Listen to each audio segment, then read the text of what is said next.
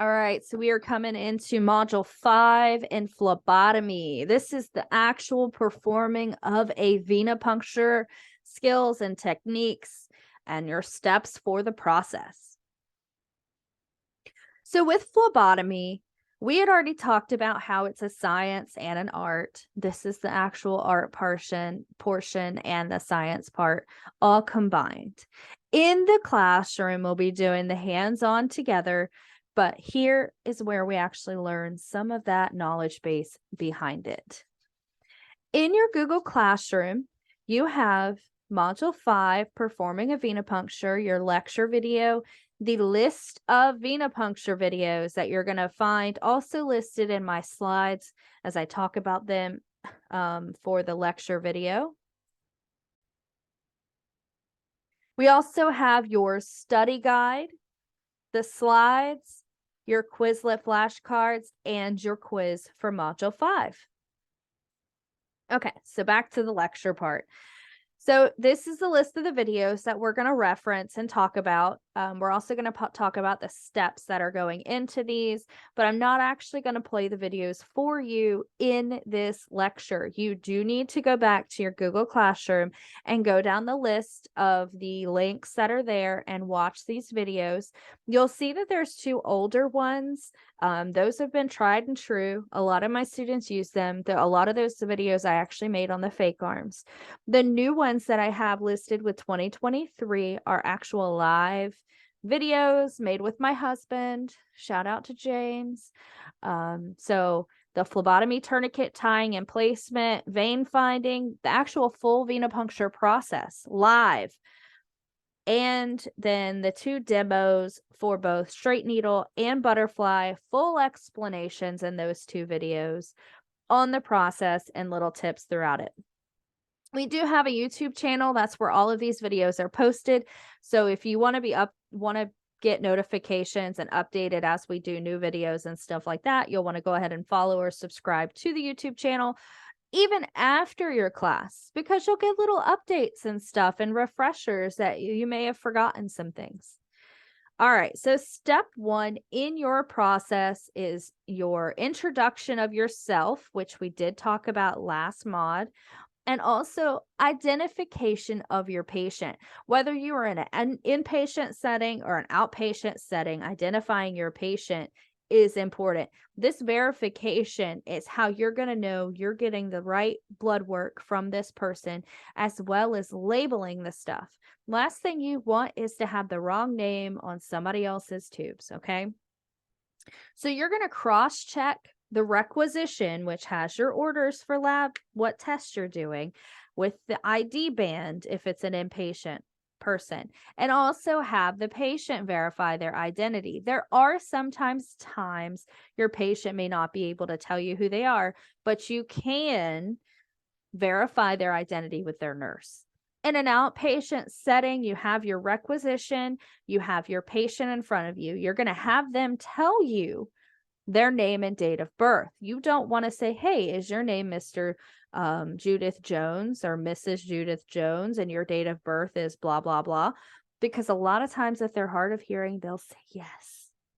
So have them tell you who they are. Verify it with a requisition and make sure your labels are correct if you have pre-printed labels. If they are underage, make sure the parent is present for the procedure. So never ask yes or no questions. I just mentioned that. You always want to ask, what is your name? What is your date of birth? Or please tell me your name and date of birth. Ask the questions so they are open-ended, okay? That way you don't get any mix-ups with the patients. Step 2 is your preparation. So you're going to be washing your hands. I'm not going to play this video for you. You want to come back and watch the proper hand washing videos. I'll also provide you with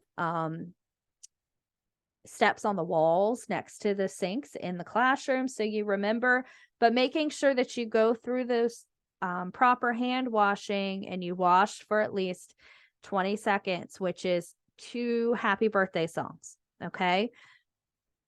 Drying, not touching the sink and the handle on the faucet is also very important.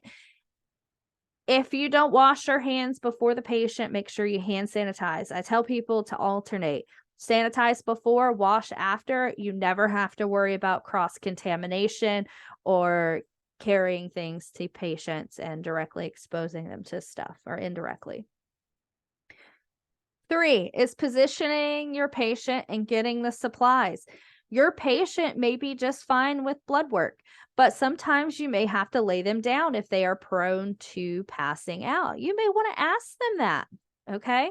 So make sure they are positioned properly and in a safe way.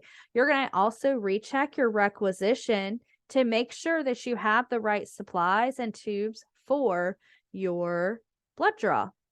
Your requisition may also indicate things like specifically if you're supposed to use a tourniquet or not, or make sure the patient is fasting, or make sure they're laying down. You're going to have a lot of different steps on that requisition, so make sure you're familiar with your directions. And the last is making sure you have all your supplies within reach. Needle, make sure you have your proper needle gauges, your sharps containers are nearby. Do you need a butterfly? You'll also decide the butterfly thing when you're doing your vein finding, which I'll explain in a little bit. Correct tubes for the order or the tests being done. Your bio bags are handy. Gauze, medical tape, tourniquets, alcohol, and your gloves are all nearby. This is the basic setup for venipuncture that you'll need. So we have our tourniquet, our hub for our straight needle or needle holder, cotton, alcohol, gloves, tubes, and our wrap. Sometimes you might use a Band-Aid. I have a preference toward the wrap. I'll tell you about that in class. And you may also need a hand sanitizer bottle nearby, which I didn't put in the picture, but that's okay. This is what your setup will look like. You notice I have different types of tubes based on the tests that we're going to be doing. So for your tourniquet, you also have application of your tourniquet, how to apply it. Make sure it's 2 to 4 inches above your venipuncture site. It doesn't have to be exact, but at least close. I know that there may be a question later, but just say 4 inches just to be on the safe side so you know. Honestly, 4 inches in my experience is the best way to go. Wrap the tourniquet from front to back to front, which I'll show you. Cross the tourniquet over, make sure it has your quick release tab, which I will also show you. That way it pops off really easy and you're not having to fight with it while you have the needle in their arm. Never leave your tourniquet on for more than 1 minute. Okay, you have a 60-second time limit on your tourniquet. So make sure that you have that tourniquet on for the right amount of time. This can cause issues with your specimens. So I have this link here. You're going to want to go back and watch that tourniquet tying and placement video. Okay, very important. You don't have to go watch it right this second, but make sure you do go back and watch it. Okay, so vein finding. If you cannot find the vein, you cannot stick it. All right, so you got to make sure that you are familiar and comfortable with vein finding. We will practice this in class if you haven't already done it in your meet and greet. So once the tourniquet is applied, the vein expands and becomes more well-defined, making it easier to find and locate and know that it's a strong vein. But remember, the tourniquet also makes the vein unstable, so it's more likely to roll when you're using a tourniquet. So be aware, but the tourniquet is required in your process. The median cubital vein is the most commonly used vein located in the antecubital fossa. We had also mentioned this in a previous lecture video. You palpate the site using your fingertip. You're feeling for the bounce, direction, size, and depth of that vein. This also helps you with choosing the right needle, whether you need a straight needle or a butterfly needle. You want to avoid slapping the patient's arm. Don't leave the tourniquet on for more than 1 minute or 60 seconds. If it pulses, don't use it. Also, do not let your patient do hard, tight fist pumps while you're palpating. It can actually cause you to not be able to find that vein as well because the tendon pops up and stuff. We'll talk about that also later. So finding your vein, here's a review of that antecubital space, the antecubital fossa inside that rectangle. You're going to be using the median cubital vein here most often. Please remember that you do have the nerves that are around that place. Okay. Your brachial artery also runs alongside veins. This is a very common thing. So you want to avoid arteries, nerves, tendons, only get those veins. All right. When you're cleaning your site, always use a circular concentric motion with 70% alcohol. Start with the pad and the point of where you're planning to puncture and do a spiral out in that concentric motion to the outside of the arm at least 4 inches if they have a larger arm. Don't fan, don't blow on it, and don't retouch the site after you clean it. Typically, your alcohol will dry within 30 seconds. I do recommend wiping with alcohol and removing your tourniquet so it dries and you're not burning up your tourniquet time. Make sure that alcohol is completely dry before you stick the patient due to pain and hemolysis of the blood sample after tourniqueting. Step 7, make sure you anchor the vein. You may notice that this vein is kind of prone to roll. I will show you this in class. Anchoring means you take the opposite hand and use your thumb below the site and pull down. Okay, you press down and pull. Never under any circumstances should you use the window method. The window method is where you place your index and thumb around the site, windowing or framing where you're planning on sticking. Putting your finger above the site is dangerous. If the person moves, you may stick yourself. So just never put your fingers above the site. Any hardness or loss of muscle in the area can cause the vein to roll. So making sure you do that anchoring is very important.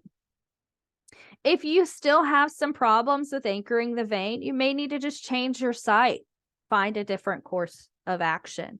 Just remember, if you were not trained to do it, don't do it. There are a lot of times somebody may ask you to do something that you're not actually trained to do. Just be smart. Only do what you were trained for. This is your full steps for performing a venipuncture. This is also on the wall in the lab. So please be familiar. We will practice these steps also in class and do some role playing before you do your live sticks. I'll be there to help you through these steps if you have any questions. And just be sure to be familiar with them. All right. So just remember there is a list of videos. This may grow. There may be more than just what's listed here. I know that just since I've been doing this recording for you guys, there's a couple I want to add. So just go back, watch those videos. They will help you out. You do have some Module 5 key terms. So we have Part 1, Part 2. Make sure you go back to those flashcards.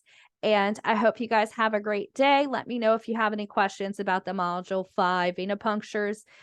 Just use your Google Classroom. There's also a banner of the steps for the venipuncture linked into your list of venipuncture videos. Have a great day, guys.